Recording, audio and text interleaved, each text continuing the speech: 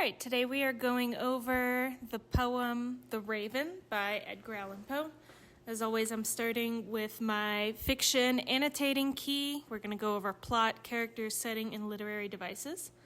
So, our main focus with poetry is always going to be our literary devices. So, we're going to look at allusion today, alliteration, assonance, as well as a few others, metaphors and similes. So, our focus is going to be in those notes. So, let's get started.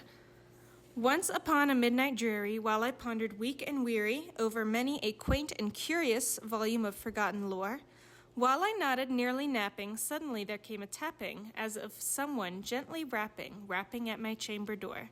"'Tis some visitor," I muttered, tapping at my chamber door. "Only this, and nothing more."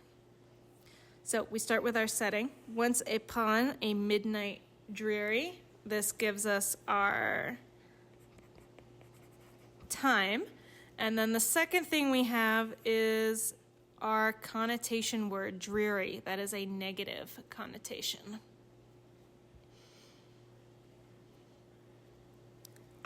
Distinctly I remember it was in the bleak December, so more setting and another connotation word. And each separate dying ember wrought its ghost upon the floor. So we are in the narrator's chamber or his bedroom, and he's talking about how the fire is dying. But he uses specific words: separate dying ember, more negative connotation, wrought its ghost upon the floor. Eagerly I wished the morrow, vainly I had sought to borrow from my books surcease of sorrow for the lost Lenore, for the rare and radiant maiden whom the angels name Lenore, nameless here forevermore. So he's talking about how he wishes it would be the next morning, and that he's trying to pass his time by reading so that he can forget about his lost love, Lenore. We don't know much about Lenore other than that she is rare and radiant, two positive connotation words. So we don't know the full extent of their relationship other than that the narrator loves her or cares for her. This whole section up here is our exposition. Getting introduced to setting, story, characters. And now we're going to get into our, down here, this will be our rising action.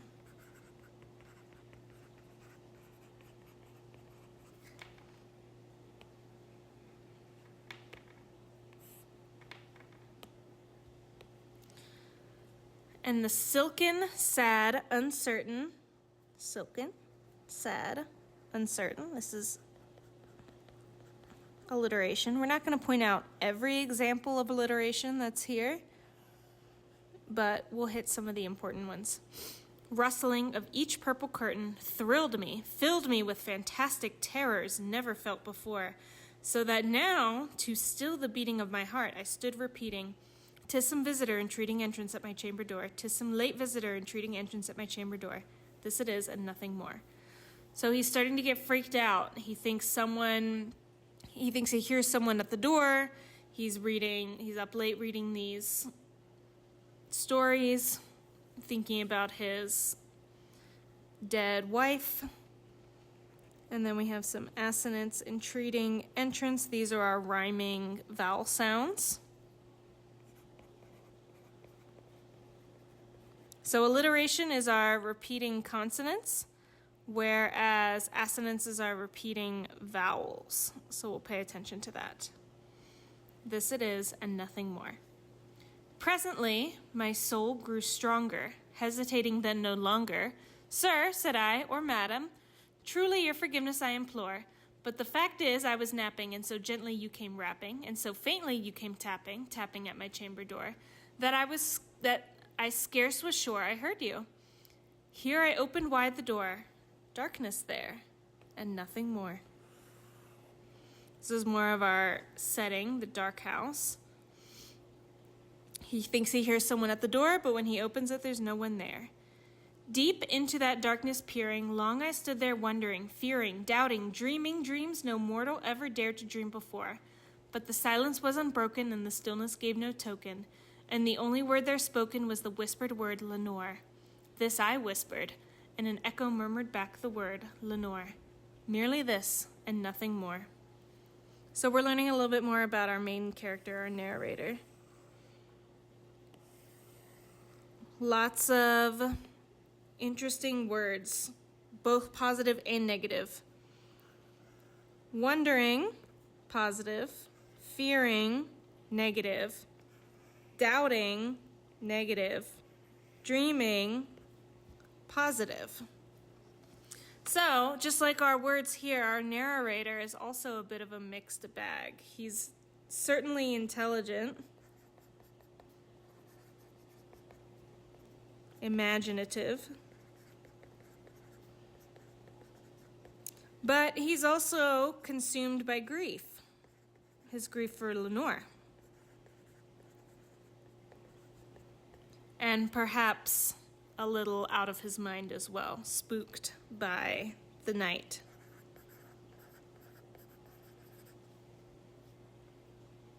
And we'll keep going to the other side. Back into the chamber turning, all my soul within me burning.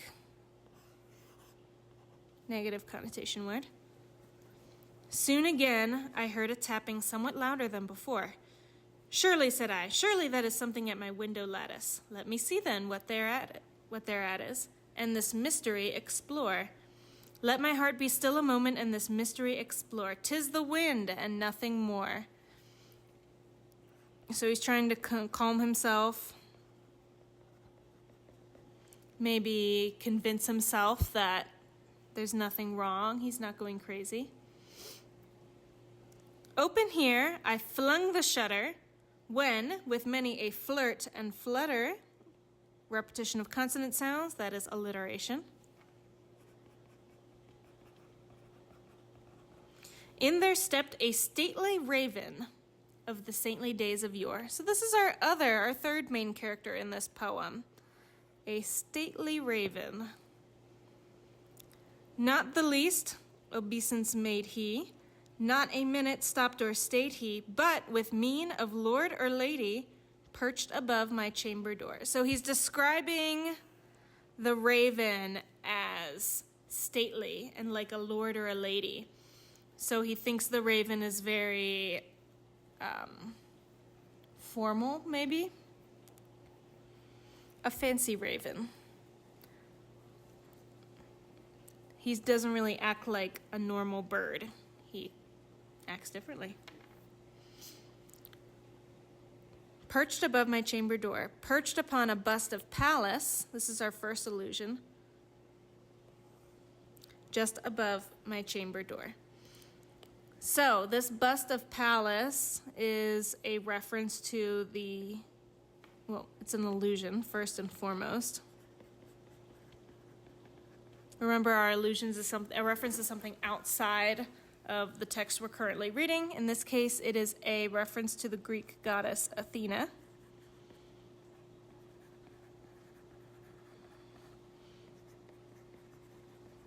Who is the goddess of wisdom. So, this symbol of the bust of Pallas is going to contrast the madness of the story. So this is like multiple things happening at once. It's an allusion, meaning a reference. It's a symbol symbolizing wisdom versus madness. It also functions as juxtaposition. Again, between wisdom and insanity.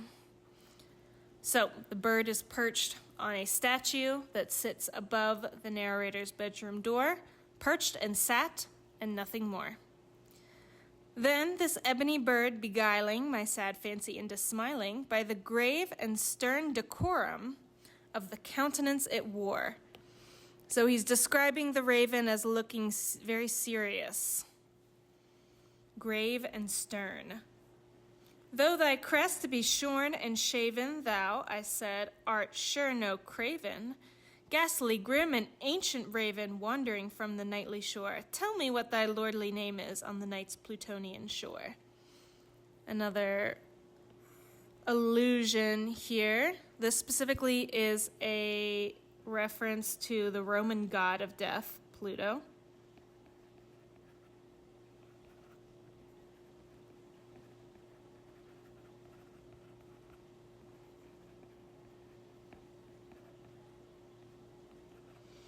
So he's kind of implying that the raven came from the beyond, whatever that might be or look like to you guys. From beyond the grave. Quoth the raven, nevermore. So, this is our other literary device. This word nevermore is going to be our refrain. We're going to hear that repeated throughout this poem. However, each time it gets repeated, it means something different. So, for this first one, the raven is answering, in quotes, because he doesn't really know. The narrator asks what its name is. The raven replies, nevermore. Much I marveled this ungainly fowl, again talking about the bird, to hear discourse so plainly, though its answer little meaning, little relevancy bore. So he's fascinated by how the raven seemingly answers him, although he does recognize that the answer it gave doesn't really make any sense.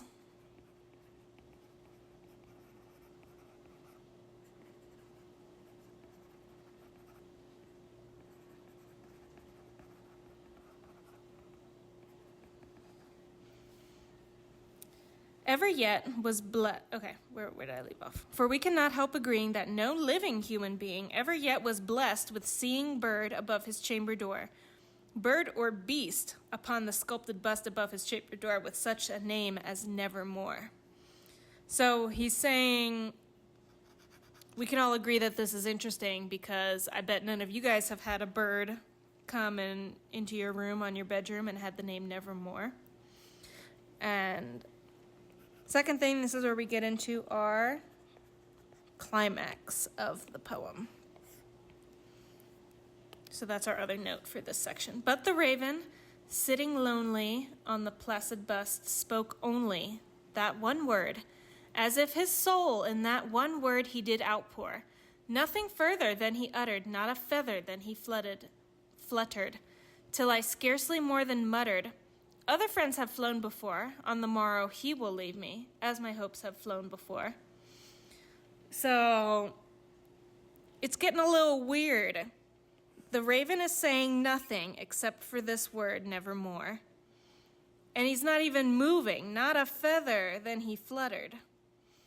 So the narrator says, well, you'll be gone tomorrow. On the morrow he will leave me, as my hopes have flown before.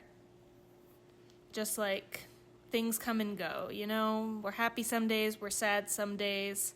The raven's here now, tomorrow he'll leave, and then everything will go back to normal. But we'll see what happens next. Startled at the stillness alliteration, broken by reply so aptly spoken, doubtless, said I, what it uttered is its only stock and store. Caught from some unhappy master, whom unmerciful disaster followed fast and followed faster, till his songs one burden bore, till the dirges of his hope that melancholy burden bore, of never, nevermore. So again, the narrator continues to be skeptical.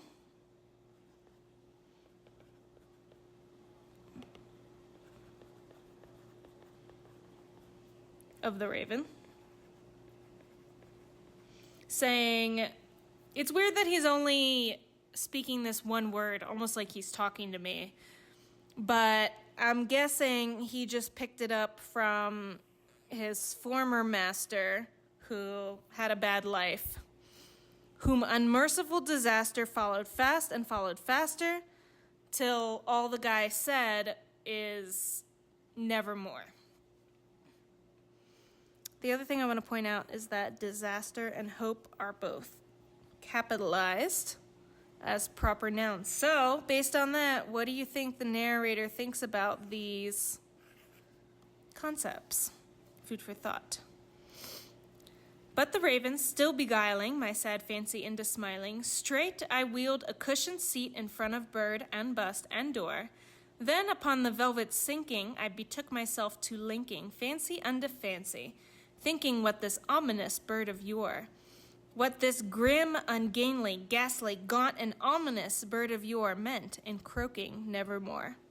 So I'm just going to circle this whole section because all of these words have a negative connotation. Grim, ungainly, ghastly, gaunt. These are both synonyms for someone being skinny to an unhealthy point. Grim and ominous, something bad. So he has wheeled a little cushion in front of his door, in front of the raven, and is trying to figure out, what does nevermore mean? What is he talking about? This I sat, engaged in guessing, but no syllable expressing, to the fowl whose fiery eyes, now burned into my bosom's core. This and more I sat divining, with my head at ease, reclining, on the cushion's velvet lining that the lamplight gloated o'er, but whose velvet violet lining, with the lamplight gloating o'er, she shall press, nevermore. So he's sitting in this chair, thinking about how, I'm guessing it's Lenore's chair, possibly, because he says, she shall press the velvet violet lining, nevermore, never again. So Lenore will never again be able to sit in her chair. Of course, she's dead. Then methought the air grew denser, perfumed from an unseen censer, swung by seraphim, a type of angel, biblical allusion, whose footfalls tinkled on the tufted floor, alliteration. Wretch, I cried, thy God hath lent thee, by these angels he hath sent thee, respite and nepenthe from thy memories of Lenore. Quaff this kind nepenthe, and forget this lost Lenore. Quoth the raven, nevermore. So, the narrator thinks that the raven has come to offer him comfort.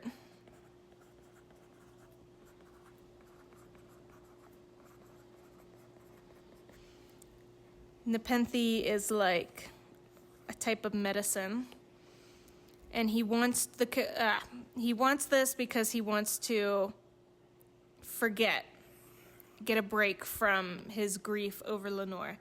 But quoth the raven, nevermore. Nevermore will you be able to forget Lenore.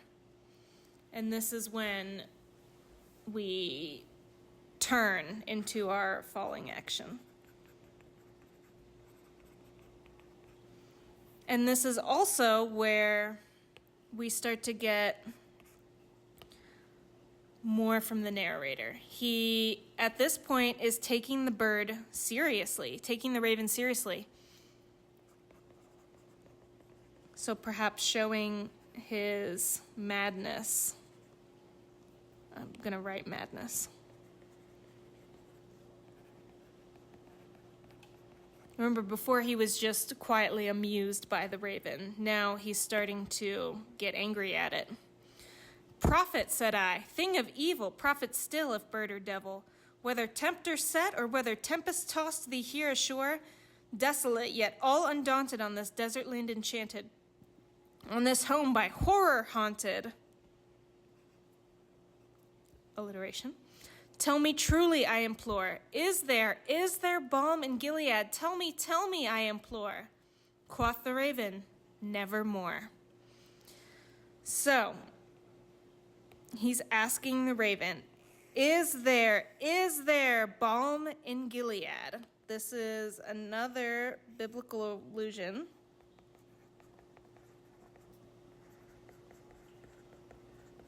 to the ancient city of Gilead, in which there were a lot of herbal medicinals. So, however, here it's used to describe hope. So the narrator is asking the raven, is there any hope for me? Will things ever get better? And quoth the raven, no, nevermore. So here, he's saying the raven's answer is kind of, although it's the same, it's changing. The meaning is changing. You'll never be able to forget Lenore. You'll never have hope again.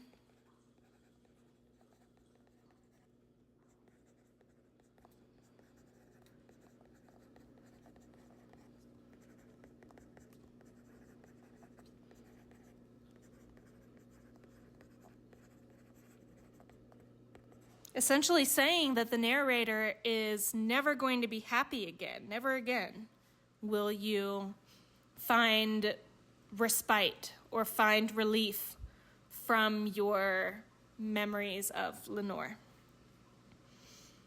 And we'll finish off with our final 3 stanzas. Prophet, said I, thing of evil, prophet still, if bird or devil, by that heaven that bends above us, by that God we both adore, tell this soul with sorrow laden, if within the distant Aidenn it shall clasp a sainted maiden whom the angels name Lenore, clasp a rare and radiant maiden whom the angels name Lenore. Quoth the raven, nevermore. Again, a very powerful stanza here. So, he's calling the bird a prophet, meaning, someone who predicts the future.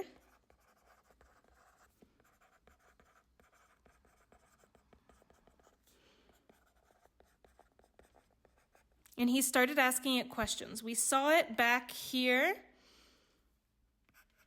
when he talks about how if he'll ever get a break from his memories of Lenore. He asks the raven a second question down here. Is there any hope for me? The raven says, nevermore, or no. And then this is the final question he asks. If, when I die, when I go to heaven, will I see Lenore again? Is his question. But quoth the raven, nevermore. You will never see Lenore again. Not here, not in heaven. And then this is where we descend into our resolution. And the narrator is fully insane. Of course he gets mad at this. Be that our word of parting, bird or fiend, I shrieked up starting. Get thee back into the tempest in the night's Plutonian shore. Leave no black plume as a token of that lie that thy soul hath spoken. So he's calling what the raven said a lie. Remember, the raven said, will I ever see Lenore again?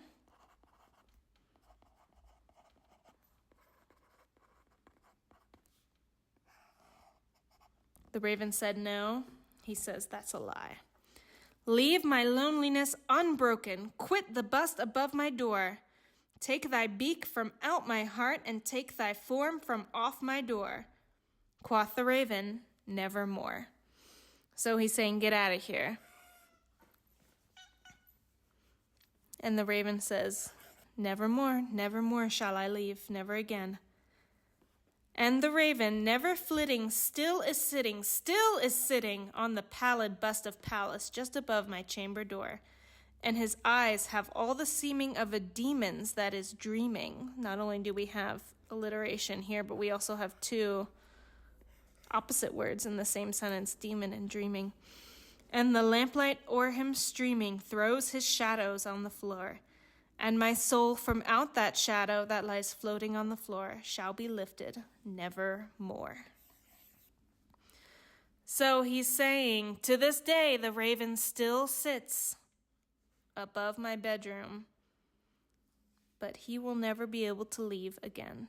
The narrator will never be able to leave again. His soul will not be lifted to heaven, shall be lifted nevermore. So a sad ending. Sad ending to a great poem. And then we have our cute little raven that says, nevermore.